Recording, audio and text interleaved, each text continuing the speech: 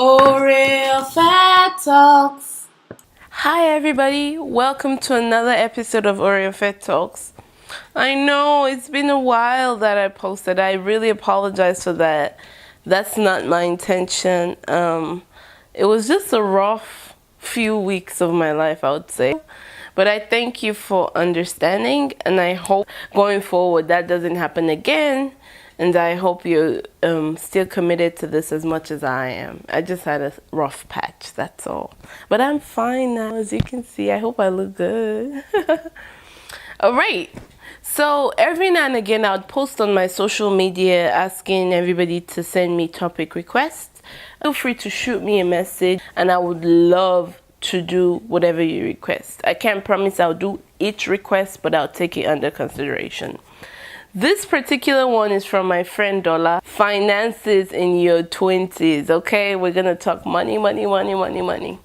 If you don't know, I'm an accountant, so let's put a little bit of that degree to good use.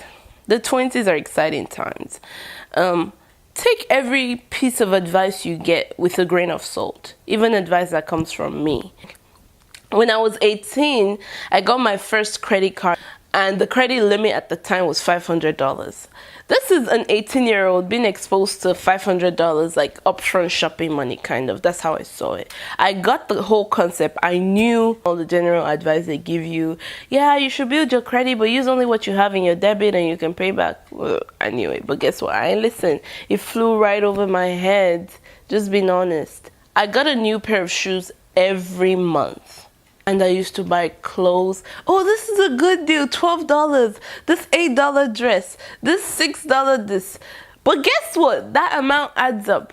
Next thing I know, I was out of money. I didn't have money in my checkings account to pay off my credit card. And oh girl and boy, I kept withdrawing from my savings. Like when I was in my late teens, that savings was like, I operated it just like a checkings account. I used to have it when I have my mobile banking go on my phone. You can see your checking, saving, credit card. I'll just move money just like every other day from my savings into my checkings account. Eventually, when I started working last year, I called the bank. I said, actually, take off the savings from my mobile banking, which you can do if you didn't know you could do. So when you go into your bank, into your app on your phone, you don't even see your savings account. You know money is there, but I don't know the amount right now in my savings account. And that's pretty cool because I know it's built up because I have a nice big deposit go from my checkings to my savings every month, and I can see it go out. But because it's been for over a year, I can't really track it. I don't know how many of that has gone out, and I did have some money in there before I started. But you can have that feature done. Remove your savings. You don't want to see it, because if you're seeing your savings, you're going to be calculating that saving amount into your budget and say, instead of saying, oh, I only have $500, which is the amount in your checkings, you say, I have 500 plus this 350 in my savings account. So take out the savings and just operate your checkings and your credit card. When I started, I got advice from someone saying, oh, always leave a little bit of balance on your credit card, pay maybe $20 more than the minimum amount. I don't know why they gave me that advice, and I actually followed it. But that's rubbish, because then they're charging me an interest fee. For most credit cards, the first 18 or 24 months, you get 0 APR. So meaning whatever balance you have month to month, there's no interest charge on that. The same balance will carry over to the next month at Tibebelo. That means it continues like that. But after that 18th or 24th month, my APR is pretty good. Bank of America, I have a 13% one, but I still don't use it. I don't want to pay the bank even one dime if I don't have to. College was the day of overdraft. That's when you do the overdraft thing, and then they'll take out $35. That happened to me twice, and I was so upset. So that's $70 I had to pay in overdraft fees. So again, I called the bank. I told them to put, I don't want money to be able to leave my account if it's 0, just allow me spend up to 0, but don't charge me, don't allow any transaction go through so I don't have to deal with the overdraft. So then these are some of the things you want to educate yourself about, the type of account that you have. Bank of America at the time, they offered an account where if you were a student or up to the age of 23, something like that, which I fell under, there's no monthly account maintenance fee. And then after, now I'm no longer in that bracket, whatever that bracket was, I'm no longer in it. But I think you have to have a minimum balance of a certain amount and you avoid that fee. So that's how I avoid my fees. You want to utilize your credit cards. I have the cashback credit card. So on every grocery purchase I make with my credit card, I get 1% cash back. So I go to Walmart, my total is $100. I'm getting $1 back from the bank. I go to Costco, that's where I buy my gas in my car from, and it's 3%. So my full tank is $40, which when I was working, I was filling up my car tank every 3 days. Crazy, I know. I didn't even like that. But that's what it was because I had a very long commute. So just imagine, as many times as I swiped every 3 days, I was getting 3% of that amount. A lot of times it would be like $1.23. Calculate $1.23 6 times a month. That thing adds up. Like joke like play, I've redeemed over almost $300 of cashback rewards since I started using my credit card. When you redeem your cashback rewards into your bank account so I have Bank of America everything. I redeem my Bank of America cash rewards into my Bank of America's checking account. They give me a 10% bonus. So say I redeem $250 now, they're actually going to transfer $275 into my account. This is money I did not work for. And remember, I'm not paying any fees at all because I'm completely paying off my balance every month. Zero, zero, zero. Sometimes I even have a credit. If I have to pay off $950 in a month, sometimes I'll just pay off $1,000. I'll just put $1,000 towards my credit card. I'll have a credit of $50. I would rather that, and my credit score is excellent. I would rather do that than have a balance and be paying the bank some money. I don't like that, so I don't do that. That's it with the bank. The very first time I maxed out my credit card, I was maybe 19 at the time. I maxed it out again on shoes and all of these things, and my parents stepped in, thank God, and they were able to help me pay that off. And I just promised myself I'll never do this again. It doesn't make sense. I never really liked eating out, even though that's my preference, so it was like a natural thing to me. But that saves a lot of money. For example, I like goat meat. If I buy the big bag for $40, right? And I buy a bag of hen for about $12. When you cook that can make a full tray of goat meat and chicken. And that costs me $50. If you were to order that from a caterer, they're probably going to quote about $120. So there you can just compare. You doing it yourself and you buying. Repeat after me. I will never use my credit for another individual. Okay, I hope you repeated it just like that. If not, rewind it and repeat after me. I will never use my credit for another individual. People will tell you whatever you need to hear. Whatever you need to hear. Oh, please, please, please. Especially if you find yourself in a situation where you know a lot of immigrants, even legal immigrants. It's the process in America to get apartments and things like that. So a lot of times it's difficult for people coming in and they'll beg you and they'll say, oh, this, that.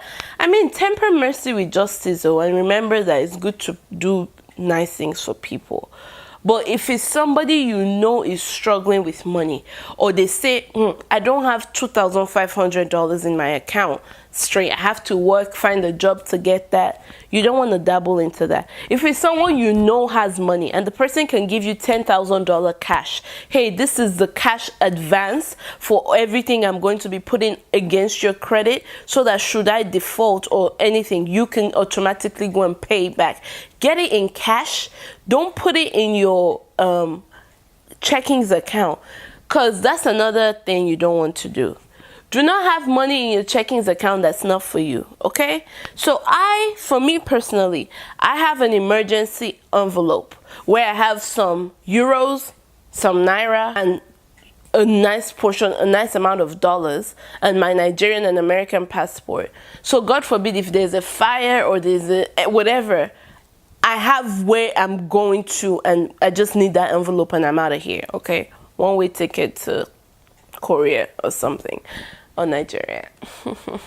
You want to have something like that. Do not owe any man anything. No. Don't borrow money if you don't need to. I know it's tough. I know. That's why I say if you don't need to. So what are you borrowing the money for? Are you borrowing it to buy someone's Ashoebi? Then it ain't worth it, honey boo. It's not worth it. Rihanna is amazing. Fenty Beauty, I know it's good. I've seen so many reviews about it. I can imagine. But do I need it? No, because I have the makeup I was using. So when this makeup runs out, even though I do like my foundation and all of that, I will try it. But I won't go buy it because that's what everybody's doing and I just have to have this, otherwise my life won't be complete. Let me calm down.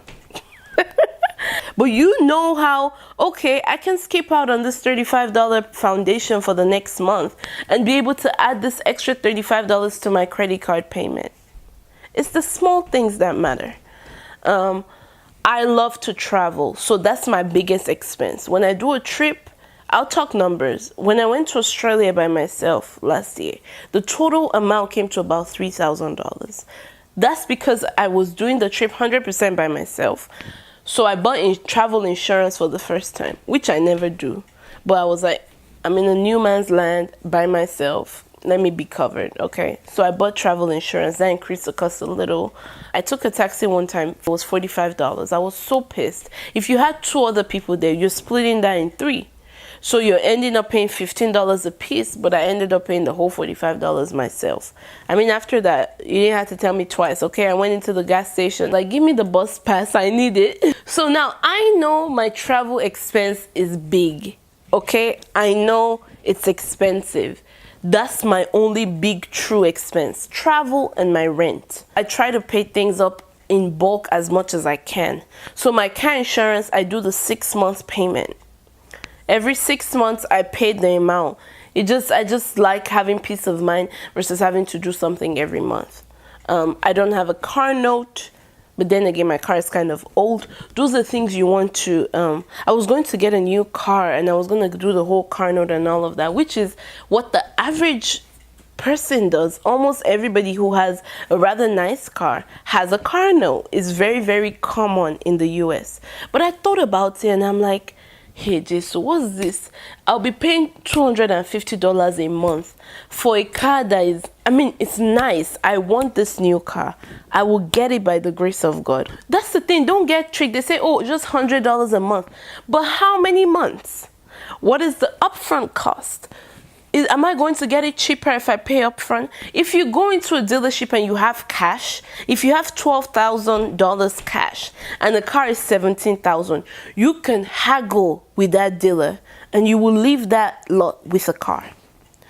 That's one. Number 2, why are you buying a brand new car?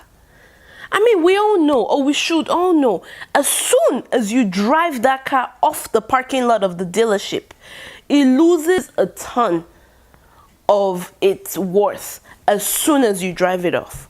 So I always prefer a second-hand car that only has about 20 to 30,000 miles on it, just one previous owner, and it's still good. Maybe the person just upgraded or for whatever reason they couldn't make their payment, so the car is available in the market.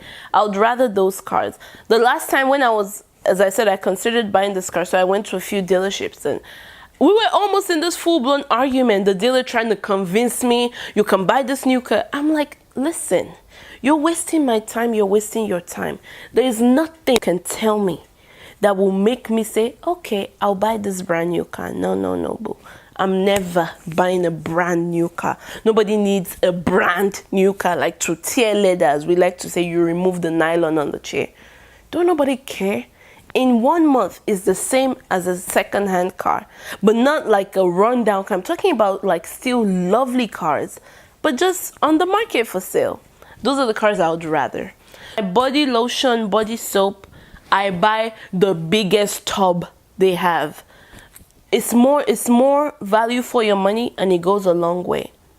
So all my things are huge. Whenever my lotion is done, I cut up the container. There's so much lotion in that bottle, you will not believe it. I mean, sometimes, like, some of the weird thoughts I think, I'm like, oh God, if I could just get everybody's lotion bottle in just my apartment complex, let's start with that, I would have lotion for 2 years. Because when you cut it open, there's so much lotion. And then I have my tub. I just swoosh out the lotion, pour it out. I usually do this after my shower too, so that, because you have so much lotion on your hands and stuff, so I can just put down my body immediately. Me, I don't like to waste at all. No wasting. I hope you guys enjoyed all my chattiness. What I've realized, whenever I film in my living room or my home, my bedroom, I'm more relaxed and I can chat. But when I go to a location, I'm like a little more professional, so to say. So I don't know. Tell me the one you prefer. Tell me if you like this video, if it was informative enough, if you have learned a few things from my mistakes and my lessons in life. And make sure you leave a new video request, okay? Again, I'm sorry I took a small break. That's not my intention. That's not what Orife Talks is about. So we're back, and we're better, and we're better. Okay, boo? Thank you so much for watching. I love you so much. Have a fabulous, fabulous Thursday evening. Bye-bye.